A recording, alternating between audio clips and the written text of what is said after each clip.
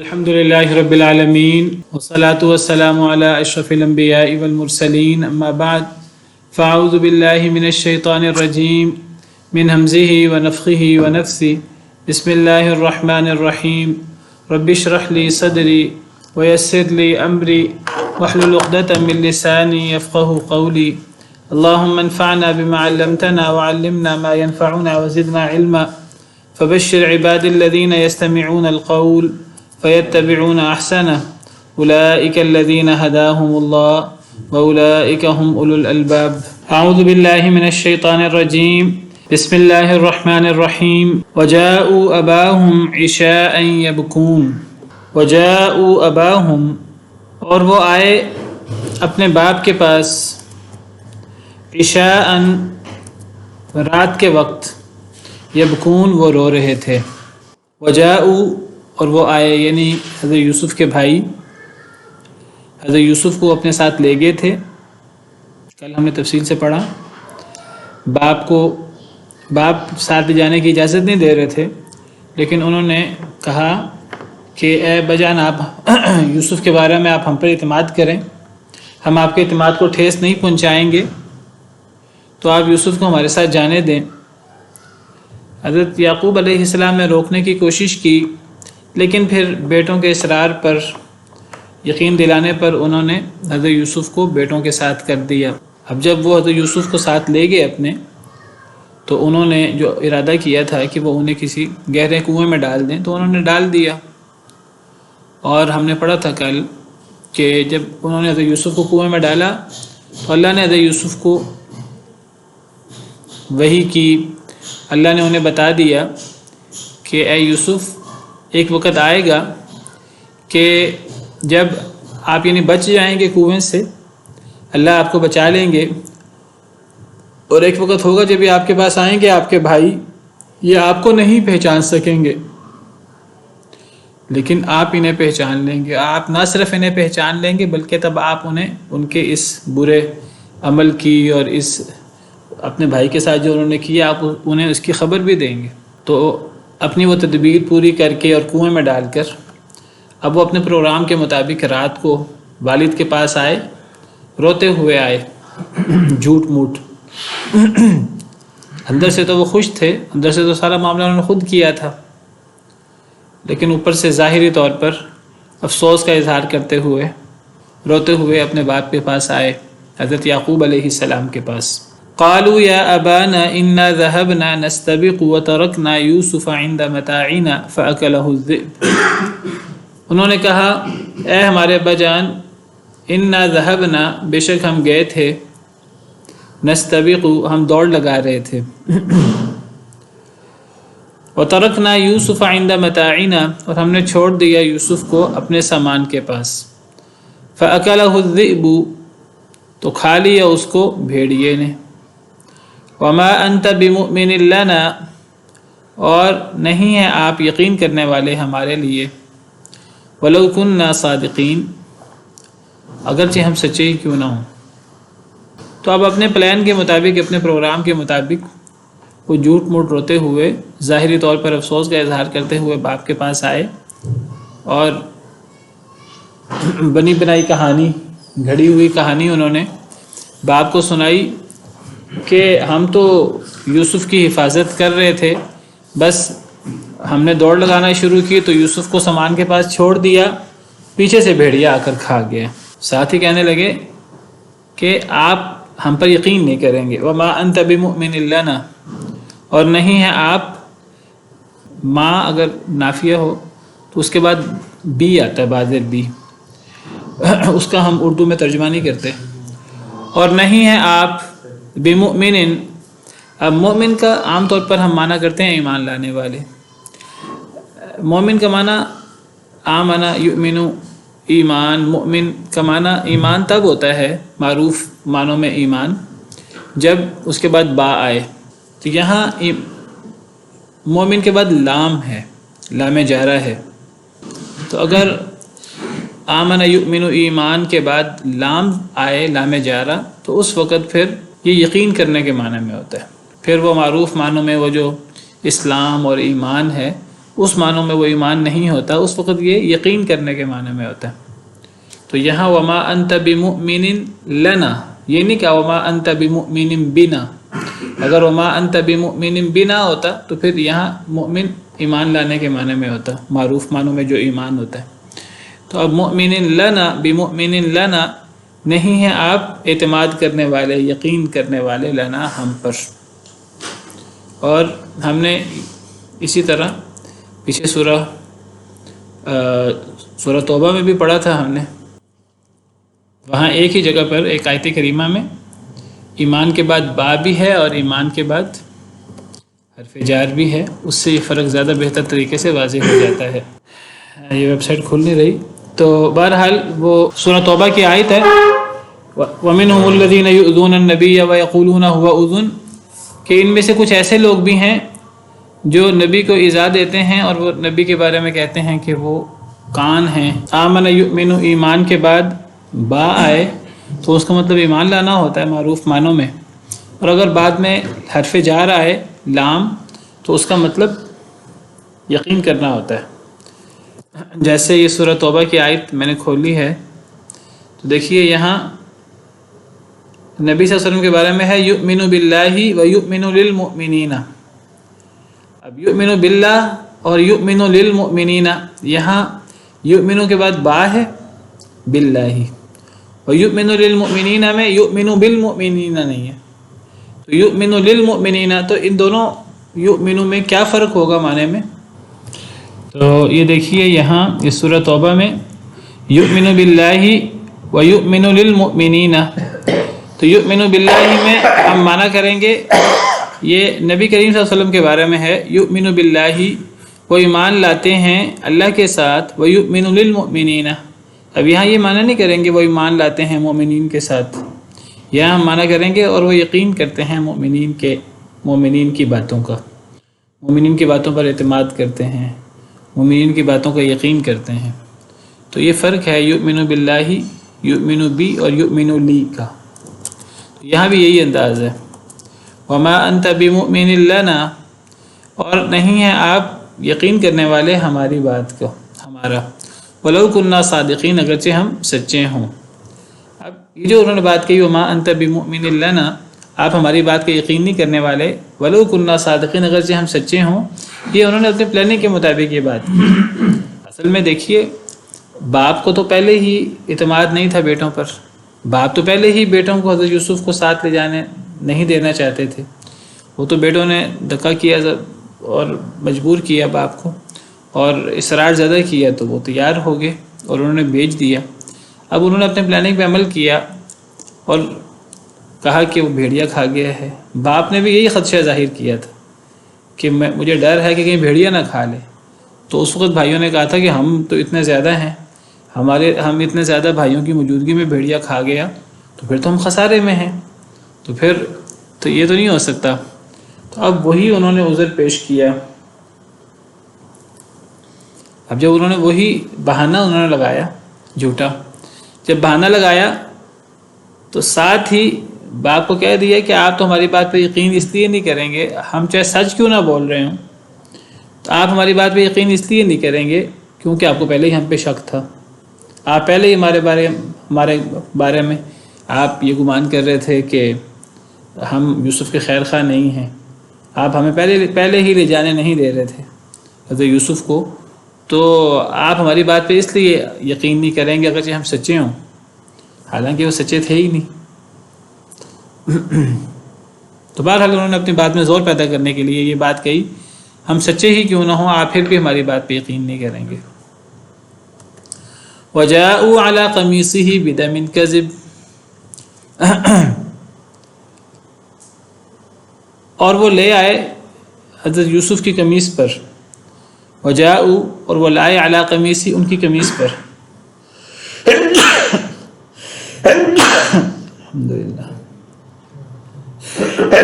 الحمدللہ یہدیکم اللہ استقبالکم، وجاءوا اور وہ لے آئے علی قمیصی اس کی قمیص پر، یعنی یوسف علیہ السلام کی قمیص پر، بدم کذب خون جھوٹا، خون آلود قمیص لے آئے حضرت یوسف کی، اپنی بات پہ زور پیدا کرنے کے لیے ساری پہلے سے پلاننگ بنائی ہوئی تھی. تو یہ بہانہ لگایا کہ بھیڑیا کھا گیا ہے، اور یہ بہانہ لگانے کے ساتھ اپنی بات پہ زور دینے کے لیے، وہ ثبوت دینے کے لیے خون آلود قمیص پہ لے آئے. قمیص پر خون حضرت یوسف کا نہیں تھا، قمیص پر خون بکری کو ذبح کر کے جو ہے وہ اس کا خون لگا دیا، کسی اور چیز کا خون لگا دیا، تو وہ خون آلود قمیص لے آئے حضرت یوسف کی. وہ جھوٹا خون تھا، تو حضرت یوسف کا خون تو تھا نہیں. تو وہ ایک تو ان کی بات جھوٹ تھی، یہ ان کا بہانہ تھا کہ حضرت یوسف کا خون ہے. اور دوسری بات یہ ہے کہ دیکھیے، کہتے ہیں کہ انسان جتنے بھی دو نمبری کرے، جتنا بھی غلط معاملہ کرے، تو سچائی کے پاؤں ہوتے ہیں، سچائی مضبوط پاؤں پہ کھڑی ہوتی ہے. سچائی کو جھٹلانا مشکل ہوتا ہے، لیکن جو جھوٹ ہوتا ہے، دھوکہ ہوتا ہے، مکر و فریب ہوتا ہے، اس کے پاؤں نہیں ہوتا. اس میں کوئی نہ کوئی کمی کوتاہی رہ جاتی ہے. انسان کتنا ہی عقل مند کیوں نہ ہو، کتنا ہی بہترین پلاننگ کیوں نہ کرے، جو پلاننگ جھوٹ پر، دھوکے پر مبنی ہوگی تو وہ سٹینڈ نہیں کرتی، اس میں کہیں نہ کہیں کمزوری رہ جاتی ہے. دیکھیے، بڑے بڑے لوگ ہوتے ہیں، بڑے بڑے گینگ ہوتے ہیں، اور بڑی بڑی پلاننگ کرتے ہیں، چوری کی، فراڈ کی، ڈاکے کی، تو کہیں نہ کہیں مسئلہ رہ جاتا ہے کوئی نہ کوئی، اور وہ پکڑے جاتے ہیں. باقی یہ ہے کہ پکڑنے والے ہی اگر ساتھ مل جائیں رشوت وغیرہ میں اور اس میں تو ایک الگ بات ہے، ورنہ کہیں نہ کہیں کوئی چیز رہ جاتی، کوئی ہول باقی رہ جاتا ہے.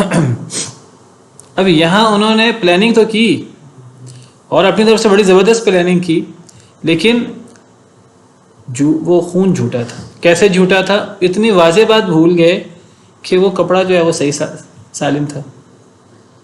اب کہنے کہ وہ خون بھی جو ہے لگا کے لے آئے، تو وہ خون غیر انسانی تھا، تو وہ حضرت یوسف کا نہیں تھا، جھوٹا خون تھا. تو جھوٹا خون اس لیے بھی کہا کہ اسی سے ہی ان کا جھوٹ واضح ہو رہا تھا. ابھی اتنی سیدھی سی بات بھول گئے. قال بل سولت لکم انفسکم امرا، تو حضرت یعقوب کہنے لگے بلکہ سولت خوشنما بنا لیا ہے، لکم تمہارے لیے، انفسکم تمہاری جانوں نے، امرا معاملے. باپ نے کہا کہ بات یہ نہیں ہے جو تم کہہ رہے ہو، تم جھوٹ بول رہے ہو. حضرت یوسف کو بھیڑیے نے نہیں کھایا، تم نے ایک چال چلی ہے، اور تم اس چال چلنے کے بعد، اتنا غلط کام کرنے کے بعد بھی اگر تم مطمئن ہو اور تم الٹے سیدھے بہانے لگا رہے ہو، تو تمہارے نفسوں نے تمہارے لیے تمہارے بدترین عمل کو مزین کر دیا ہے. تمہیں اپنے عمل پر کوئی افسوس نہیں ہو رہا، اور تم جھوٹ پر جھوٹ بولے جا رہے ہو. بات یہ نہیں ہے جو تم کر رہے ہو. اس سے ظاہر یہ ہوتا ہے کہ یعقوب علیہ السلام کو یا تو اللہ تعالیٰ نے وحی کی تھی یا الہام کیا تھا، یہ کہا گیا کہ سارے واقعات پر ان کی جو یہ ان سے باتیں کر رہے تھے. نہیں، دیکھیے، اگر ہم یہ سمجھیں نا کہ اللہ تعالیٰ نے حضرت یعقوب کو ساری پلاننگ بتا دی تھی، اس واقعے سے ایسا محسوس نہیں ہوتا. اس لیے ایسا محسوس نہیں ہوتا کہ اگر حضرت یعقوب کو اللہ تعالیٰ نے وحی کے ذریعے ساری پلاننگ اور سارا واقعہ بتا دیتے، اللہ تعالیٰ تو حضرت یعقوب فوراً جا کر کسی طریقے سے حضرت یوسف کو واپس لے آتے. حضرت یعقوب کو وحی نہیں ہوئی. اور دیکھیے، یہ اس بات کی بہت بڑی دلیل ہے کہ نبی غیب نہیں جانتے. نبی کو جو بتایا جائے، نبی کو اس کو پتہ ہوتا ہے. یہاں حضرت یعقوب کو بیٹوں کے جھوٹ پر کیسے شک ہوا، اس کے کئی بڑے واضح ثبوت تھے. ایک تو ثبوت دیکھیے، بیٹوں نے یہ نہیں کہا بیٹا گم ہو گیا. اگر وہ کہتے گم ہو گیا، کوئی اور بہانہ لگاتے، جس طرح انہوں نے پہلے پلاننگ کی تھی کہ یا تو یوسف کو قتل کر دو یا یوسف کو کہیں پھینکاؤ، تو پھر پلاننگ بنی کہ کنویں میں ڈال دو. اب باپ کو جو انہوں نے جھوٹا بہانہ لگایا، وہ لگایا کہ یوسف کو بھیڑیا کھا گیا، یعنی یوسف اب وہ یعنی فوت ہو گئے ہیں، اور وہ ختم ہو گئے ہیں. اب باپ اس پہ کیسے یقین کرے؟ باپ کے پاس اتنی زبردست دلیل موجود ہے کہ بیٹے نے خواب دیکھا ہوا ہے اور اس خواب میں بیٹے کو یا یوسف علیہ السلام کو ایک بڑا مقام ملنا ہے، اور ایک اتنا بڑا مقام ملنا ہے کہ جس میں سجدہ تعظیمی کریں گے ان کے لیے باپ بھی. یعنی باپ کو پتہ تھا اس خواب کے ذریعے. دیکھیے حضرت یوسف اگرچہ اس وقت نبی نہیں تھے، لیکن میں پہلے کئی دفعہ ذکر کر چکا ہوں کہ نبی اگر خواب دیکھے یا نبی کسی کی خواب کی تعبیر کر دے وہ وحی ہوتی ہے اللہ کی. اس خواب کی تعبیر خواب دیکھا یوسف نے، اس کی تعبیر حضرت یعقوب علیہ السلام نے کی، اور تعبیر یہ تھی کہ تو اب گویا کہ یہ بات واضح تھی کہ حضرت یوسف بڑے ہوں گے حضرت یعقوب کے سامنے، اور یہ بات بھی واضح تھی حضرت یعقوب کے سامنے کہ حضرت یوسف جب بڑے ہوں گے مقام تک پہنچیں گے اور ان کے سامنے بھائی بھی اور باپ ماں بھی سجدہ ریز ہوں گے. تو یہ بھی حضرت یعقوب کو پتا تھا میں بھی اس وقت حیات ہوں گا، میں بھی اس کو زندہ ہوں گا. تو اب حضرت یعقوب کو یہ تو پتا تھا کہ حضرت یوسف ختم نہیں ہو سکتے، کیونکہ اگر وہ فوت ہو جاتے تو وہ تو پھر خواب تو ساری بات ہے. پھر دوسری بات ہے کہ وہ جو جھوٹا خون اور وہ جو ان کے پلان کے اندر جو کمی رہ گئی، تو باپ کو اب ایک بات تو سمجھ آ گئی کہ بیٹوں نے پلان بنایا ہے، اب بیٹوں سے میں جتنا بھی پوچھوں بیٹوں نے بتانا نہیں ہے. تو لیکن اب انہیں پوری طرح پتہ بھی نہیں تھا. پوری طرح پتہ ہوتا تو وہ خود کسی طریقے سے یوسف کو واپس لے آتے. تو ان کو بیٹوں کی پلاننگ کا پورا پتہ نہیں لگ سکا، لیکن ایک بات انہیں ضرور واضح ہو گئی کہ بیٹوں کی چال ہے. بیٹوں کے یعنی بیٹے اندر سے وہ کہتے ہیں کہ اندر سے جو ہے وہ برے ہیں اور وہ غلط انہوں نے معاملہ کیا ہے حضرت یوسف کے ساتھ. اب کر کچھ نہیں سکتے تھے، تو ناراض ہوئے بیٹوں پر، کہنے لگے کہ تمہارے نفسوں نے تمہارے لیے ایک معاملے کو خوشنما بنا دیا ہے اور مجھے تمہاری بات کا یقین نہیں ہے. فصبر جمیل، کہنے لگے میں صبر ہی کرتا ہوں، صبر ہی اچھا ہے. واللہ المستعان علی ما تصفون، اللہ سے ہی مدد طلب کی جاتی ہے اس پر جو تم اوصاف بیان کر رہے ہو، جو تم جھوٹ بول رہے ہو کہ یہ حضرت یوسف کو بھیڑیا نے کھا لیا ہے اور حضرت یہ قمیص ہے. بھیڑیا جو ہے وہ دیگر جو درندے ہوتے ہیں، بھیڑیا دیگر درندوں کی طرح نہیں. بھیڑیا جب بھی شکار کرتا ہے کسی کا تو بڑے برے طریقے سے، بڑے وحشیانہ اور بڑے برے طریقے سے چیڑ پھاڑ کرتا ہے.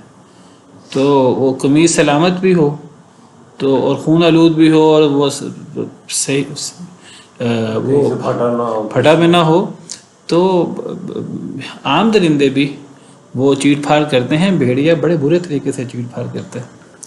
تو یہ ایسے دلائل تھے حضرت یعقوب علیہ السلام کے پاس. اس بارے میں محسوس یہی ہوتا ہے انہیں وحی نہیں ہوئی تھی، اگر وحی ہوئی ہوتی تو وہ حضرت یوسف کو لے آتے، اسی طریقے سے منگوا لیتے. تو بہرحال انہوں نے بیٹوں سے کہا کہ تم نے کوئی چال چلی ہے، میں صبر کرتا ہوں کہا، لیکن تم نے جو جھوٹ بولا ہے، جو چال چلی ہے، اللہ سے ہی میں اس کے بارے میں مدد طلب کرتا ہوں، میرا اعتماد اللہ پر ہی ہے. وجاءت سیارۃ، یہ جو ہے نا مشکل ترین لمحات میں صبر کا مظاہرہ کرنا یہ بہت بڑی بات ہے. دیکھیے جب معاملات ہو جاتے ہیں اور وقت گزر جاتا ہے تو ہر ایک کو صبر آ جاتا ہے. اصل چیز یہ ہے کہ جب معاملہ بالکل تازہ ہو اور اس وقت صبر کیا جائے. حدیث مبارکہ میں آتا ہے نبی صلی اللہ علیہ وسلم نے ایک خاتون کو دیکھا کہ وہ واویلا کر رہی تھی، جزا فضا کر رہی تھی، بیان کر رہی تھی اپنے کسی رشتہ دار کی وفات پر. تو نبی صلی اللہ علیہ وسلم نے اس کو واضح نصیحت کیا کہ صبر کرو، حوصلہ کرو، اللہ کا فیصلہ ہے. تو وہ آگے سے کہنے لگی، وہ خاتون مسلمان تھی لیکن نبی صلی اللہ علیہ وسلم کو پہچان نہیں سکی. عورتیں گھروں میں ہوتی تھیں، بہت زیادہ آنا جانا نہیں تھا نبی صلی اللہ علیہ وسلم کی مجلس میں، تو نبی صلی اللہ علیہ وسلم کو پہچان نہیں سکی. تو کہنے لگی کہ جو ہے وہ صبر نہیں ہوتا، اس طرح کر کے حوصلہ نہیں ہوتا. اگر آپ کا کوئی عزیز فوت ہوتا تو آپ کو اندازہ ہوتا. اس طرح کر کے جواب دیا. نبی صلی اللہ علیہ وسلم کا کام تھا، آپ واعظ نصیحت کرتے تھے، زبردستی نہیں کرتے تھے. تو آپ آگے گزر گئے، پتہ لگا پیچھے سے اس کو کسی نے بتایا یہ تو نبی صلی اللہ علیہ وسلم تھے. تو بڑے پریشان ہوئی کہ میں نے کیا جواب دے دیا ہے آگے سے. تو وہ گئی پیچھے اور کہنے لگی کہ اے اللہ کے رسول میں صبر کرتی ہوں تو میں نے غلط جواب دیا ہے. تو آپ نے فرمایا الصبر عند الصدمۃ الاولی، صبر جو ہے وہ فوری ہوتا ہے.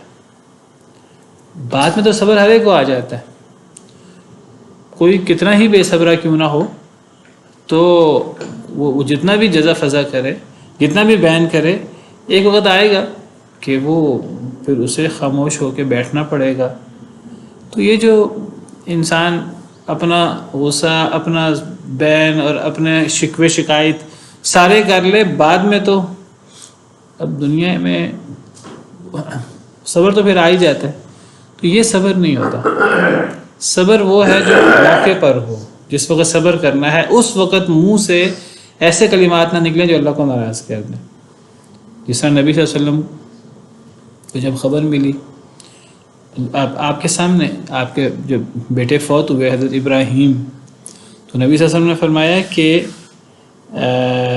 دل غمگین ہے، آنکھوں سے آنسو جاری ہیں، لیکن زبان سے ایسا کوئی کلمہ نہیں نکلے گا جو اللہ کو ناراض کرے.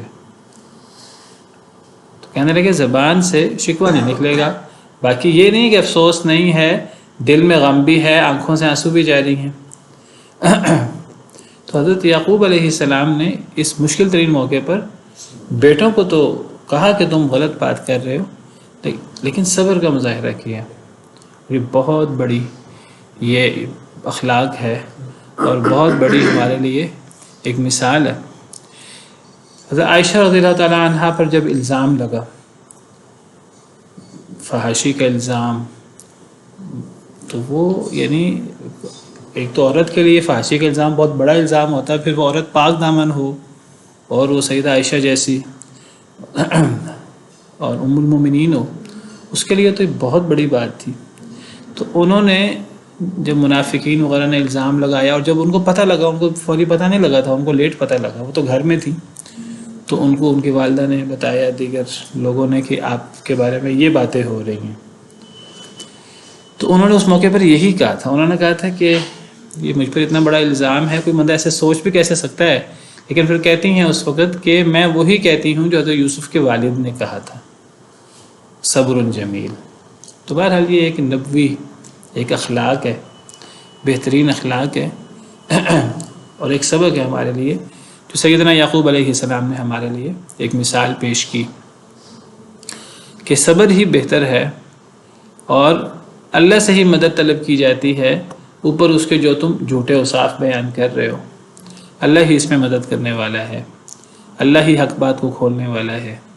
وجاءت سیارة فأرسلوا واردهم فأدلى دلوه، اور آئے قافلے والے، فأرسلوا واردهم، بس انہوں نے بھیجا واردهم، اپنے پانی نکالنے والے کو، فأدلى دلوه، بس اس نے ڈالا اپنا ڈول.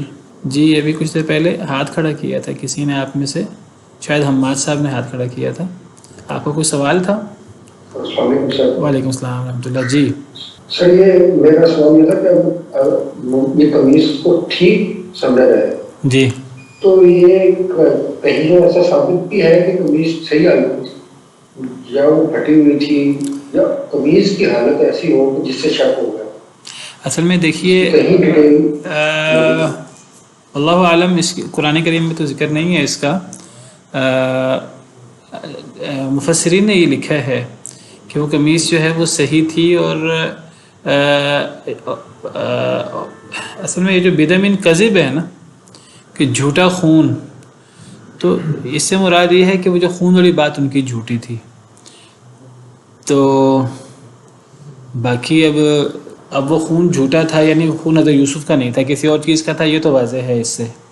اور اب قمیص بھی صحیح تھی، یہ مفسرین نے لکھا ہے. میرے سامنے جو یہ تفسیر کھلی ہوئی ہے عربی کی، تفسیر الميسر، اس میں انہوں نے لکھا ہوا ہے وجاءوا بقمیصہ ملطخا بدم، وہ ایسی قمیص لائے جو خون میں لت پت تھی، لیکن وہ یوسف کا خون نہیں تھا. یہ تو بدم کذب سے پتہ لگا، تاکہ یہ چیز ان کی سچائی پر دلیل ہو. لیکن یہ سچائی پر دلیل کی بجائے ان کے جھوٹ پر دلیل تھی. فکان دلیلا علی کذبہم لأن القمیص لم یمزق، کیونکہ قمیض پھٹی ہوئی نہیں تھی. غیر مفسرین نے صراحت سے یہ بات لکھی ہے. اب یہ بات انہوں نے کہاں سے لی ہے واللہ عالم. بہرحال یعنی کئی ایسی چیزیں ان کی پلاننگ میں تھیں کہ جس سے ان کا غلط بیانی بالکل واضح تھی. ورنہ اگر یہ بات شک و شبے والی ہوتی کہ بھائیوں نے غلط بیانی کی ہے تو پھر حضرت یعقوب کبھی بھی یہ نہ کہتے بل سولت لکم انفسکم امرا. حضرت یعقوب کو یہ پتہ تھا کہ بیٹوں نے جو ہے وہ بہانہ کیا ہے اور بیٹوں نے غلط بیانی کی ہے. انہوں نے بیٹوں سے پوچھا بھی ہوگا، ان کو واسطے بھی دیے ہوں گے، لیکن بیٹے جو ہیں وہ انہوں نے جو پلان کیا تھا انہوں نے پلان کیا. اگر ان کو باپ کی اتنی پرواہ ہوتی اور اتنا ہوتا ان کو تو وہ حضرت یوسف کے ساتھ اتنا بڑا معاملہ نہ کرتے، جو بہت بڑا معاملہ تھا. تو بہرحال اس وقت تو شیطان نے ان کے دل میں یہی بات ڈالی ابھی جو کرنا کر گزرو بعد میں نیک ہو جانا. تو ان کی پلاننگ میں ایسے بعض مسئلے تھے بڑے بڑے کہ حضرت یعقوب نے یہ کہا کہ تمہارے نفسوں نے یہ بات بنا لی، تمہارے نفسوں نے ایک کام کو تمہارے لیے خوشنما بنا لیا ہے، ورنہ تمہاری ساری کہانی جھوٹی ہے. باقی وہ قمیض پھٹی ہوئی نہیں تھی، یہ بات صراحت سے قرآن و حدیث میں ہے کہ نہیں میرے واللہ عالم. قرآن کریم میں تو نہیں ہے، حدیث مبارکہ میں بھی میرے علم کے حد تک نہیں ہے. مفسرین نے یہ بات کہاں سے کہی ہے واللہ عالم. جی السلام علیکم. وعلیکم السلام ورحمۃ اللہ. جی سر میرا کوشچن کل والی آیت سے متعلق ہے جس میں آپ نے کہا تھا کہ حضرت یوسف علیہ السلام پہ الہام ہوا تھا. جی تو یعنی ان کی قلب پہ القاء ہوا تھا. جی اور جو ہم شیطان کے بارے میں پڑھتے ہیں تو وہ بھی سینے میں وسوسہ ڈالتا ہے، اس سے مراد دل ہے نا سینے میں وسوسے سے. جی جی تو ایک چیز اللہ تعالیٰ کی طرف سے وہ بھی قلب پہ القاء ہو رہی ہے اور ایک چیز مخلوق یعنی شیطان کی طرف سے وہ بھی قلب پہ آ رہی ہے. ہم ان دونوں میں ڈفرینس کر سکتے ہیں کیا؟ اس چیز میں کوئی ایسا کرائٹیریا ہے؟ دیکھیے عام انسان کے لیے یہ اس کو پکا یقین نہیں ہوتا میرے دل میں جو بات ہے یہ بات کس کی طرف سے ہے. اسی لیے ایک عام انسان جس کے دل میں کوئی بات آئے چاہے وہ بات اس کو اچھی کیوں نہیں لگ رہی، وہ یہ بات دعوے سے نہیں کہہ سکتا کہ یہ بات اللہ کی طرف سے میرے دل میں آئی ہے. اگر یہ بات انسان دعوے سے کہہ سکے تو پھر نبی میں اور اس میں فرق کیا ہوا؟ نبی پر بھی القاء اور الہام ہوتا ہے، لیکن نبی پر جب القاء اور الہام ہوتا ہے تو نبی باقاعدہ یقین اور ایمان کے ساتھ کہتا ہے کہ اللہ نے مجھ پر القاء کیا ہے، اللہ نے مجھ پر الہام کیا ہے، اللہ نے مجھ پر وحی کی ہے. لیکن غیر نبی کے دل میں بھی باتیں آتی ہیں اور وہ باتیں اللہ کی طرف سے بھی آ سکتی ہیں اور شیطان کی طرف سے بھی آ سکتے ہیں. دونوں کے دلائل موجود ہیں کتاب و سنت. لیکن ممکن ہے کہ ایک شخص وہ سمجھ رہا ہو کہ یہ اچھی بات اور اللہ کی طرف سے آئی ہے، ممکن ہے کہ وہ اچھی بات نہ ہو، ظاہراً اچھی بات ہو اور اندر سے وہ اچھی بات نہ ہو. جس طرح بدعت ہے، ایک انسان اس کو اچھا سمجھ رہا ہوتا ہے، نیکی سمجھ رہا ہوتا ہے، حالانکہ وہ نیکی نہیں ہوتی. یہ بالکل ممکن ہے کہ ایک انسان کے دل میں کوئی ایسی بات آئے وہ اس کو اچھا سمجھے اور وہ اچھی ہو نہ، اور وہ بات شیطان کی طرف سے ہو. قرآن کریم اللہ نے دونوں باتیں فرمائی ہیں، یعنی غیر نبی کے دل میں جو بات آئے وہ اللہ کی طرف سے بھی ہو سکتی ہے اور وہ شیطان کی طرف سے بھی ہو سکتی ہے. میں نے جیسے کل مثالیں دی تھیں، مثلا اللہ تعالیٰ فرماتے ہیں وَإِذَا أَوْحَيْتُ إِلَى الْحَوَارِيِّينَ أَنْ آمِنُوا بِي وَبِرَسُولِي، میں نے حواریوں کو یہ بات وحی کی کہ مجھ پر اور میرے نبی مجھ پر اور میرے رسول پر ایمان لاؤ. اللہ فرماتے ہیں وَإِذَا أَوْحَيْتُ إِلَى الْحَوَارِيِّينَ، میں نے حواریوں کو یہ وحی کی. یا وحی سے کیا مراد ہے؟ حواری یہاں وحی سے الہام مراد ہے، کیونکہ حواری جو ہیں یہ کون سے حواری ہیں؟ یہ حضرت عیسیٰ کے ساتھی ہیں. حضرت عیسیٰ کے ساتھی جو تھے عیسیٰ پر ایمان لائے تھے، خاص ساتھی ان کے، وہ نبی نہیں تھے. اللہ فرماتے ہیں میں نے حواریوں کو وحی کی کہ مجھ پر اور میرے نبی پر میرے رسول پر ایمان لاؤ. اب یہ جو اللہ تعالیٰ نے وحی کی یہ نبوت والی وحی نہیں تھی، وہ سارے حواری نبی نہیں بن گئے، تو یہ القاء اور الہام تھا. تو اللہ صراحت سے فرما رہے ہیں کہ میں نے، اللہ اپنے بارے میں کہ میں نے وحی کی، میں نے الہام کیا. ہاں اس سے پتہ لگا کہ غیر نبی پر اللہ کی طرف سے الہام ہوتا ہے. کیا القاء الہام کیا اللہ نے کہ مجھ پر اور میرے رسول پر ایمان لاؤ. اللہ نے ان کے دل میں یہ بات ڈالی. اسی طرح اللہ تعالیٰ فرماتے ہیں وَأَوْحَيْنَا إِلَىٰ أُمِّ مُوسَىٰ أَنْ أَرْضِعِهِ، میں نے حضرت موسیٰ کی والدہ کو وحی کی کہ دودھ پلاؤ حضرت موسیٰ کو. کل میں نے یہ آیت بھی پیش کی تھی. فَإِذَا خِفْتِ عَلَيْهِ، جب تمہیں ڈر ہو تو پھر ان کو سمندر میں ڈال دینا، اور ڈرنا نہیں، ہم ان کو واپس بھی لوٹائیں گے اور رسول بھی بنائیں گے. اب حضرت یہ بالاتفاق تمام مفسرین کا اتفاق ہے، قرآن کریم میں صراحت سے موجود ہے، نبی سارے مرد ہوتے ہیں، نبی عورت نہیں ہو سکتی. حضرت موسیٰ کی والدہ نبی تو نہیں تھی، تو اللہ فرماتے ہیں ہم نے حضرت موسیٰ کی والدہ کو وحی کی، یا وحی سے مراد القاء اور الہام ہے. اب یہ بات تو طے ہو گئی قرآن کے نص سے، اور دیگر دلائل بھی ہیں کہ غیر نبی پر القاء اور الہام ہوتا ہے اور اللہ کی طرف سے ہوتا ہے. اور یہ بات بھی قرآن سے ثابت ہے وَإِنَّ الشَّيَاطِينَ لَيُوحُونَ إِلَىٰ أَوْلِيَائِهِمْ، کہ شیطان بھی اپنے دوستوں کو وحی کرتے ہیں. اللہ نے اس کو وحی قرار دیا ہے، اور اس وحی سے مراد وہ وسوسے ہیں جو شیطان اپنے دوستوں، چاہے وہ جن ہوں چاہے وہ انسان ہوں، تو جو برے لوگ ہوں تو شیطان ان کے دل میں باتیں ڈالتے ہیں بری. اب یہ بات ثابت ہو گئی قرآن سے کہ ہمارے دلوں میں اچھی باتیں بھی آتی ہیں اللہ کی طرف سے، اور ہمارے دلوں میں بری باتیں بھی آتی ہیں، وسوسے بھی آتے ہیں شیطان کی طرف سے. اب ایک غیر نبی کسی بات کے بارے میں یہ 100% دعویٰ نہیں کر سکتا کہ یہ بات اللہ کی طرف سے ہے. وہ ایک امکان ظاہر کر سکتا ہے. ایک بندے کے دل میں صدقہ کا خیال ہے وہ کہ اللہ نے میرے دل میں بات ڈالی کہ میں صدقہ کروں، لیکن ایک بندہ دعوے سے یہ بات نہیں کہہ سکتا کہ یہ بات تو لازماً میرے دل میں اللہ کی طرف سے آئی. ٹھیک ہے، تو یہ القاء اور الہام اللہ کی طرف سے ہوتا ہے غیر نبی پر، اور شیطان بھی وسوسے ڈالتا ہے. اللہ نے دونوں باتیں قرآن میں فرمائی ہیں. وعلیکم السلام. وہ آپ نے بتا دیا جو آپ کیا شیطان کے بارے میں پوچھنا تھا تو وہ آپ کو بتا دیں. چلیں ٹھیک ہے. تو شیطان کا وسوسہ بھی ہو سکتا ہے، اللہ کی طرف سے بھی اچھی بات ہو سکتی ہے، لیکن ایک غیر نبی کے لیے یہ بات دعوے سے کہنا مشکل ہے کہ اللہ نے یہ بات دل میں ڈالی اور یہ بات اللہ کی طرف سے مجھے آئی. باقی غیر نبی پر القاء اور الہام بھی ہو سکتا ہے اللہ کی طرف سے، جس طرح شیطان کی طرف سے وسوسہ بھی ہو سکتا ہے، اور غیر نبی کو خواب بھی آ سکتا ہے. نبی کے خواب کے بارے میں بتا چکا ہوں، نبی کا خواب وہی ہوتا ہے، نبی جو خود خواب دیکھے، یا نبی کسی کے دیکھے کہ خواب کی تعبیر کرے، کسی کے دیکھے کہ خواب کی نبی تعبیر کر دے، وہ بھی وہی ہوتی ہے. اچھا، غیر نبی کا خواب یہ بھی اللہ کی طرف سے ہو سکتا ہے. جس طرح غیر نبی کے دل میں کوئی بات آئے اچھی، وہ اللہ کی طرف سے ہو سکتی ہے غیر نبی کے دل میں بھی. جیسے میں نے ابھی حواریوں کی مثال دی، اور جیسے میں نے ابھی حضرت موسیٰ کی مثال دی علیہ السلام. تو غیر نبی اس پر خواب بھی آ سکتا ہے، اور خواب اللہ کی طرف سے بھی ہوتا ہے. جس طرح صحیح حدیث ہے، نبی صلی اللہ علیہ وسلم نے فرمایا لم یبق من النبوۃ الا المبشرات. اب نبوت باقی نہیں رہی، نبی صلی اللہ علیہ وسلم آخری نبی تھے. آپ نے فرمایا اب نبوت باقی نہیں رہی، اب صرف مبشرات باقی ہیں. مبشرات سے مراد سچے خواب ہیں. صحیح حدیث ہے یہ. یعنی مراد یہ ہے کہ نبی صلی اللہ علیہ وسلم کے بعد اب حضرت جبریل تو وہی لے کر نہیں آئیں گے، لیکن خوابوں کی صورت میں بعض بشارتیں جو اللہ کی طرف سے ہوتی ہیں وہ بعض لوگوں کو دکھائی جا سکتی ہیں.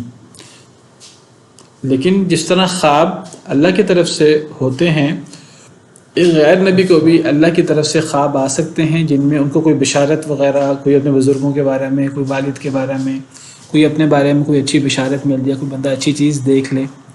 اسی طرح خواب بھی شیطان کی طرف سے ہوتے ہیں. جو بات القاء اور الہام کے بارے میں ہے وہ بات خواب کے بارے میں بھی ہے.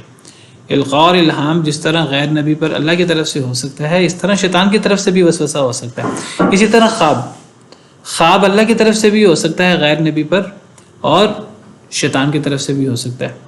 صحیح حدیث مبارکہ میں ہے کہ نبی صلی اللہ علیہ وسلم اکثر فرمایا کرتے صحابہ کرام کو کہ خواب بیان کرو، کسی نے خواب دیکھا ہے. صحابہ خواب بیان کرتے اور آپ اس کی تعبیر کرتے. تو ایک دفعہ ایک صحابی نے خواب بیان کیا کہ میں نے دیکھا ہے کہ خواب میں میں دیکھتا ہوں کہ میرا سر میرے پاؤں میں پڑا ہوا ہے اور میرے آگے آگے جو ہے وہ دوڑتا جا رہا ہے. تو نبی صلی اللہ علیہ وسلم نے فرمایا کہ شیطان تمہارے ساتھ کھیل کرتا ہے، تو تم ایسے خواب میرے سامنے بیان نہ کیا کرو. تو اس سے پتہ لگتا ہے کہ خواب بھی شیطان کی طرف سے ہو سکتے ہیں. جس طرح القاء اور الہام وسوسہ ہو سکتا ہے شیطان کی طرف سے، اسی طرح غیر نبی پر جو خواب ہے، نبی کے خواب وہ سارے وہی ہوتے ہیں، وہ شیطان کی طرف سے نہیں ہو سکتے. اور ایک خواب کی تیسری صورت بھی ہے جس کو اضغاث و احلام کہتے ہیں. انسان پریشان ہے تو وہی پریشانی مجسم بن کر خواب میں آ جائے. ایک بندے کے پیپر ہیں، ایک بندہ کسی مشکل میں پھنسا ہوا ہے، وہ خواب میں بھی اپنے آپ کو اس مشکل کا شکار دیکھے.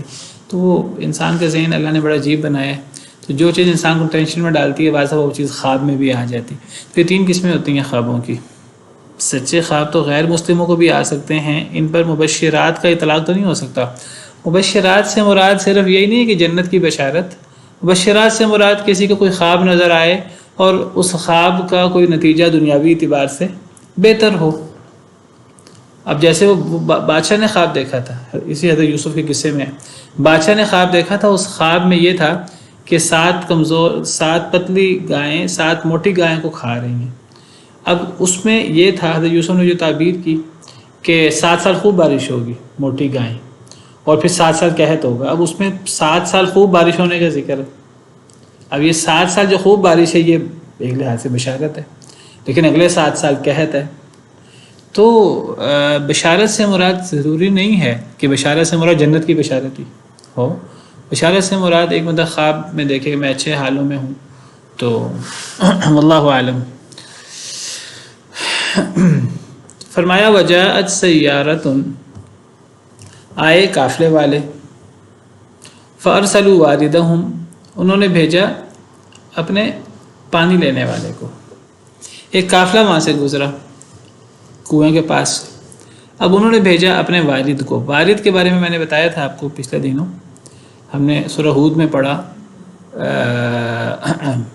فَأَوْرَدَهُمُ النَّارُ وَبِئْسَ الْوِرْدُ الْمَوْرُودُ. تو وہاں میں نے ذکر کیا تھا کہ ورد کا مطلب ہوتا ہے کہ کنویں میں آ کر پانی کے لیے کنویں کے پاس آنا. اس کو ورد کہتے ہیں عربی زبان میں.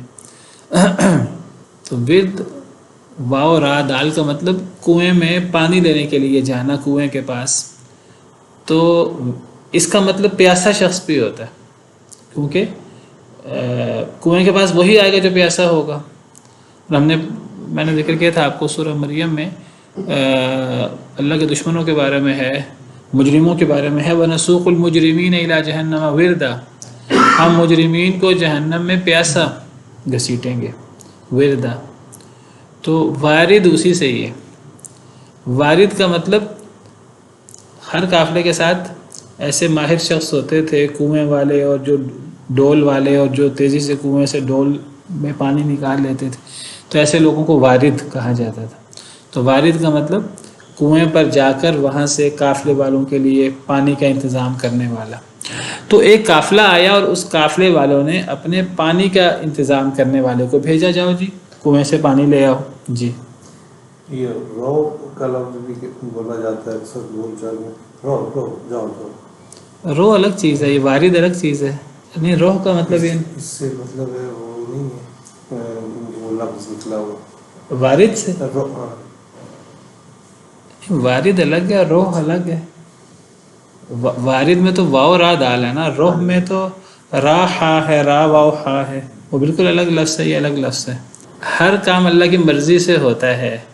تو پھر کیا شیطان بھی اللہ کے حکم سے انسان کے دل میں وسوسہ ڈالتا ہے؟ دیکھیے ایک ہوتا ہے اللہ کا حکم، اللہ کے فیصلے، ایک ہوتا ہے اللہ کی مرضی، اللہ کی خوشی. تو اللہ کا حکم، اللہ کے فیصلے اس کو ارادہ کونیہ کہتے ہیں، اور اللہ کی مرضی اور خوشی اس کو ارادہ شرعیہ کہتے ہیں. تو ہر کام اللہ کے حکم، اللہ کے فیصلے سے ہوتا ہے، چاہے وہ اچھا ہو چاہے برا ہو، اللہ کے حکم سے ہوتا ہے. اب وہ اللہ کی مرضی ہے کہ نہیں، اللہ کی خوشی ہے کہ نہیں، تو اللہ نے اپنی خوشی کو لازمی نہیں کیا. اس دنیا میں اللہ کی مرضی اور خوشی کے خلاف ہو سکتا ہے، لیکن جو اللہ کی مرضی اور خوشی، جس کو اللہ کا ارادہ شرعیہ کہتے ہیں، جو کام اس کے خلاف ہوگا وہ بھی اللہ کے حکم اور اللہ کے فیصلے سے. آپ اس کی مثال یہ سمجھیں کہ اللہ کی مرضی اور خوشی یہ ہے کہ سارے لوگ ایمان لے آئیں، سارے لوگ نیک بن جائیں، اللہ کا کوئی بندہ بھی جہنم میں نہ جائے. اللہ کی مرضی اور خوشی تو یہ ہے، لیکن ایسا ہوتا نہیں ہے. بہت سارے لوگ ایمان نہیں لاتے.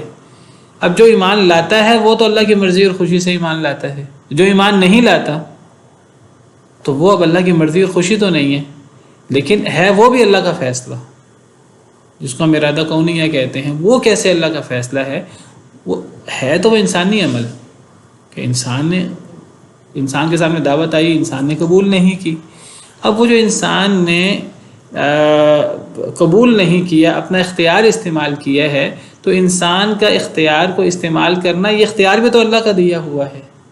اگر اللہ اختیار نہ دیتا، جس طرح اللہ نے فرشتوں کو اختیار نہیں دیا، آسمان و زمین پہاڑوں کو اللہ نے، دیگر چیزوں کو اللہ نے اختیار نہیں دیا، اگر اللہ انسان اور جنوں کو اختیار نہ دیتا تو انسان اور جن بھی اللہ کی نافرمانی نہ کر سکتے.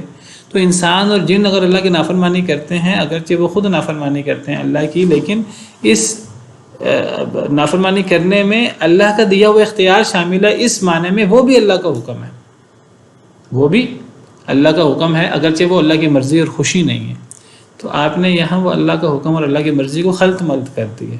تو اس دنیا میں ہر کام اللہ کے حکم سے ہوتا ہے، اللہ کے فیصلے سے ہوتا ہے، لیکن ضروری نہیں ہے کہ وہ اللہ کی مرضی اور خوشی بھی ہو.